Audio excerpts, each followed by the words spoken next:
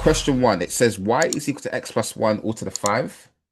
It says show that dy dx is 5x plus 1 to the 4. How much room do I have? I'll do it here. So what is it? X plus 1 to the 5. Yeah? Okay, so part A, x plus 1 to the 5. Remember, this is just the chain rule. Remember, you don't need to use the formula. Remember that I'll write anyway. The chain rule formula is dy over dx is equal to dy over du times du over dx, isn't it? But you don't need to do this. Once you've done a couple of chain rule problems, it should be very apparent what to do. So y equals that dy over dx. All you do is you're going to differentiate the outer function, which is the to the power of 5. Bring the 5 to the front. Drop the power by 1 times by the inside differential. X plus 1 differentiates to just 1. So this is just 5x plus 1 all to the 4. Perfect. So that's done. That's 3 marks. It says, hence, find the integral of 5x plus 1 all to the 4, i.e. the thing you differentiated. Remember, it says a hint, use the relationship between differentiation and integration. They are reverse processes. So since I've differentiated it, the integral will just be the original, right? So that means that the integral of 5x plus 1 all to the 4 is just whatever we differentiated in the first place, which is x plus 1 to the power of 5. And then what do I add on, guys? To finish off, what do I add on? Fantastic, Sophia, constant of integration. Okay, so that is it for that one. Next one. Y is cos cubed x. Show that dy dx is that. Again, very, very straightforward again. So I'll do it here. I'll just say B. Y equals cos cubed x. What I'm gonna write it like this instead, just so you can see quite clearly it's the chain rule. Dy over dx, bring the 3 to the front, drop the power by 1 times by the inside differential. Could somebody remind me, please, what does cos differentiate to, please? Thank you very much, Father. It's minus sine, isn't it? So minus sine x like that. So therefore it's minus 3 sine x cos squared x like that, right? That would be dy over dx, which is what they asked us. Fantastic. Hence, find the integral. So again, as you can see quite clearly, the integral of that is just going to be the thing that we differentiated, isn't it? So as you can see with what I'm doing in these two examples, I'm not doing any manual integration, right? I'm just using pattern recognition. I'm recognizing that the thing that I've differentiated is the answer to the integral, okay? That is it, right? This is the whole process behind the reverse chain rule. You're not doing any manual integration. You are recognizing that the thing that they are asking you to integrate is a derivative that you're familiar with, right? So that's that. Extension question, right? What would be the integral of 15x plus 1 to the 4? Could somebody answer me that? We know that 5x plus 1 to the 4 is that. What would be the integral of that, do you think? All right, here. Can somebody tell me what do you guys think? What would be the integral of 15x plus 1 all to the 4 dx? What would be the integral of that?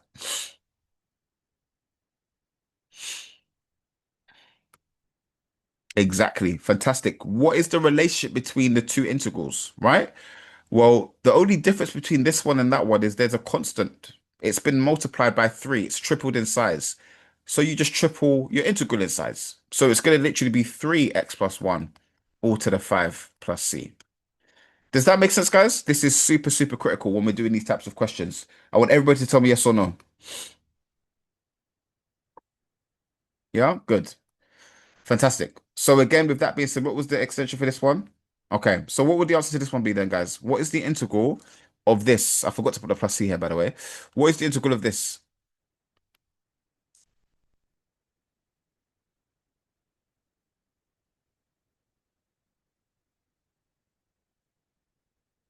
Or you guys are forgetting the constants, the negatives, right? Remember, to go from there to there, you're going to divide by minus 3 or times by negative a third, isn't it? So it's going to be negative a third cos cubed x plus our constant of integration. Does that make sense? Again, it's just literally pattern recognition. We're not doing any manual integration. We're just recognizing that the derivative, so we're recognizing that the thing that they're asking us to integrate is the derivative of a known function. Yeah? That is the reverse chain rule. You're reversing the chain rule. Essentially, it's in the name. Okay? So We've done that. Let's get onto some theory. So let's have a look at what we've got here. Let me read this here. So the reverse chain rule. It says if a function can be written in the form of kf dash of x over f of x, you can integrate using the reverse chain rule for differentiation. So this is a specific type, and this is very important as well, especially when you get to year 13.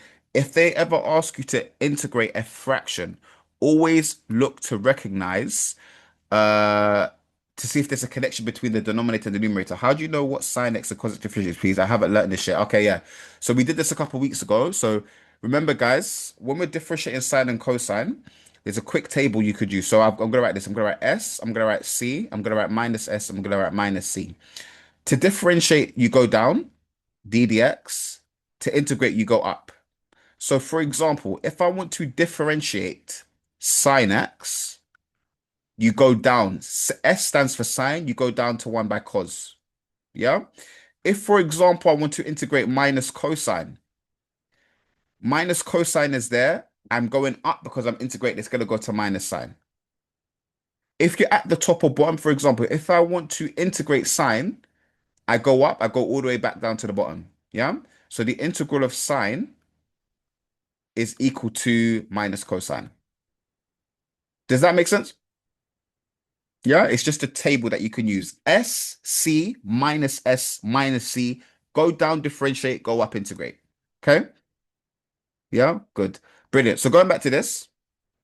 So as I said before, if they ever ask you to integrate a fraction, always look to see if there's a relationship between the denominator and the numerator, right?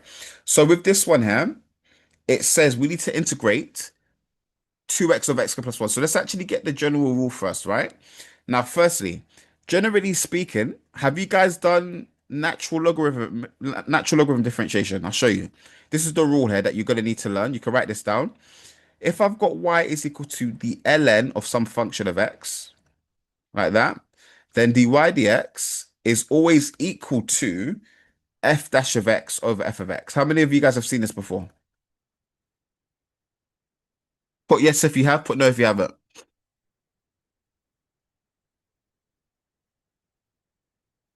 Yeah, you can see a couple of no's. All you got to do is just memorize it. Okay. How does this work in practice? For example, if I said y equals the ln of x cubed, that would mean that dy dx would equal, well, what is the function inside? The function inside is x cubed. That will go there. What do you get when you differentiate x cubed? You get 3x squared.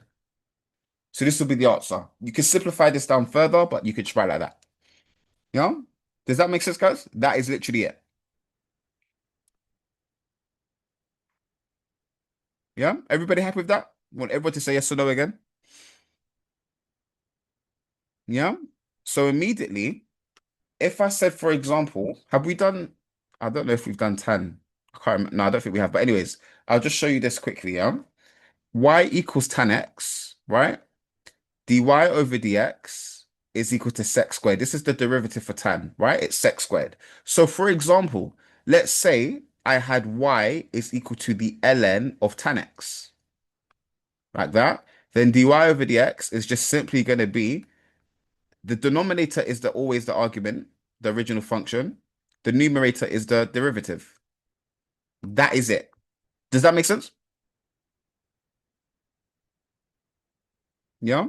So whenever they ask you to integrate fractions, just always inspect it and see if there's a relationship. If I differentiate the denominator, do I get the numerator or something thereabouts, right? Let's have a look now. So let me move that there. Hold on, how much room do I have? I'm gonna move this there. And then what this means technically, right? If I use this rule here, let me just write this here. Do you guys agree? If I use this rule, I can just do it the other way. I can say that if I need to integrate f dash of x over f of x, right? Then do you guys agree that it's just gonna be the ln of f of x plus c? To be fair, I should put a modulus sign around it just in case the argument is negative. But does that make sense? I've just reversed it. It's just a reverse chain rule. Are you guys happy with that? Yeah? Is that a yes for everyone?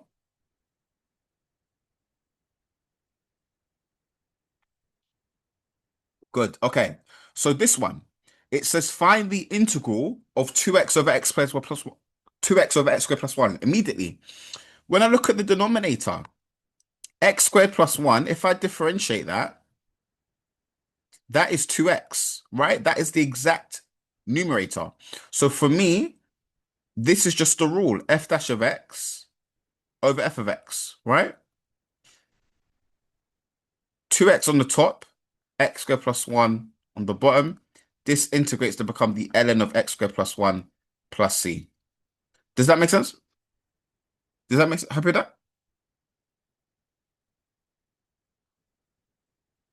Yeah? Good stuff, right? Now, technically, I don't need a modulus here. Because somebody tell me why. Why don't I need to put a modulus around x squared plus 1?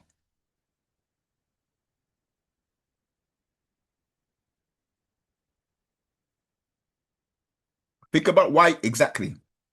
X squared plus 1, well, technically, not x will always be positive because x can be negative 1. It's the overall expression that will always be positive. This whole thing, no matter what x is always positive. Does that make sense? Yeah? Or maybe that's what you meant. Yeah, yeah, that's what you meant. I can see that's what you meant. Yeah. The overall expression will be negative, will always be positive. Yeah. Fantastic. Brilliant. So that is done. Now, next one. We need to integrate cos x over 3 plus 2 sine x. Now, let's inspect this. The denominator.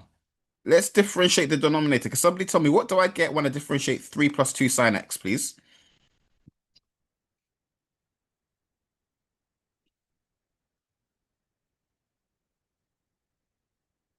Well, you do it term by term. The 3 will go to nothing. 2 sine x. We know that sine differentiates to cosine. S C minus S minus C. Remember, we go down. Yeah? Where is it? Sine differentiates to cosine. So 2 sine x will just differentiate to 2 cos x. Yeah? Now, we don't have that on the numerator. But what that tells me is, let me write the structure. This tells me that if I was to integrate 2 cos x over 3 plus 2 sine x dx, that would equal the ln of 3 plus 2 sine x. Do you guys agree? Is everybody happy with that? Yeah. Question is, well, that's not our integral. Our integral doesn't have a 2 at the top. So what do we do, guys?